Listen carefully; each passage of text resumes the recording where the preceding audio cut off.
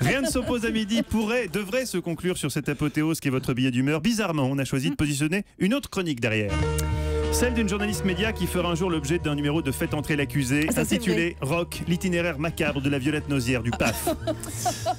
Heureusement, dans l'attente de son procès pour empoisonnement d'animal domestique appartenant à un invité, on embrasse Mouloud Achour, Eva Rock est toujours avec nous en sursis. Et ce midi, vous nous parlez d'un sport étonnant qui pourrait faire son apparition au JO. Je risque d'être dans Faites entrer l'accusé parce que je vous aurais tué. C'est moi qui vais être la victime.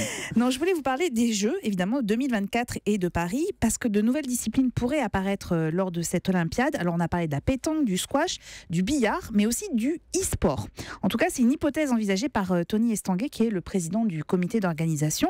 Alors, le e-sport ou sport électronique en français, c'est professionnalisé en fait à la fin des années 90, avec vraiment la création de tournois qui réunit les meilleures équipes du monde qui s'affrontent alors sur des jeux comme Call of Duty ou League of Legends pour ceux qui connaissent.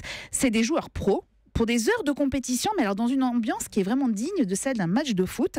Il y a quelques jours, c'était à Bercy, il y avait 19 000 personnes à Bercy pour ce qui est l'équivalent de la Ligue des Champions. Il y avait donc le public et une Marseillaise.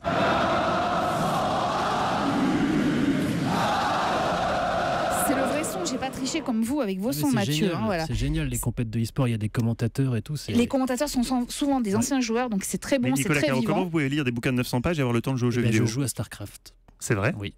Mais c'est génial. Non, c'est vraiment très très bien. Et alors, comme dans tous les sports, eh bien, il y a de l'argent. Parce que l'e-sport, donc ces jeux vidéo, en chiffres, c'est quand même 100 millions de joueurs tous les mois. Des pratiquants qui peuvent gagner 25 000 euros par mois. Il y a un joueur. Par jour, ça fait quand même beaucoup, mais dites-le pour rire, mais il y a un joueur qui s'appelle Kurokai qui a remporté au mois d'août la coquette somme de 3 millions de dollars. C'est la première fois qu'on avait une somme aussi importante. Il y a des équipes aux couleurs du PSG, aux couleurs des éditeurs de jeux aussi, évidemment. Et avec des équipes qui ont leur lot de managers, de masseurs, de sophrologues, parce que c'est vraiment des sportifs de haut niveau. Il y a un mercato avec des sportifs qui changent d'équipe et qui pèsent lourd financièrement. Et puis c'est aussi des retransmissions sur des chaînes de télé qui se battent aujourd'hui pour obtenir les droits de diffusion. L'équipe, beIN Sport ou encore Canal+, sont sur ce marché-là. Côté classement mondial, pour tout vous dire, les Français, on est bien mais pas top, quoi. C'est-à-dire qu'il y a une quinzaine de Français qui sont dans le top 500, donc peut mieux faire. Mais s'il y a les JO justement à Paris et s'il y a cette discipline qui sera représentée, forcément ça pousse un peu à investir dans ce domaine. Pardon ? Le top 500, ça veut dire qu'ils top 500. Non, le premier 77e à peu près. Non. Le premier, il est dans les 100 premiers quand même. Enfin voilà, c'est pas génial. Pour être totalement honnête, il reste un souci de taille avant que le e-sport ne soit accepté au jeu. Il faut qu'il soit réellement reconnu comme un sport à part entière et ça, c'est pas gagné. Même si le CIO semble plutôt favorable à ce scénario, il faut encore que toute la communauté, des grands scientifiques et autres intellectuels du sport acceptent de le voir en tant que sport.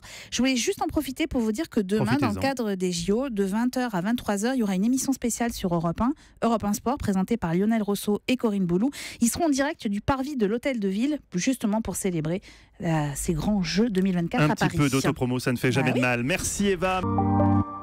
Europe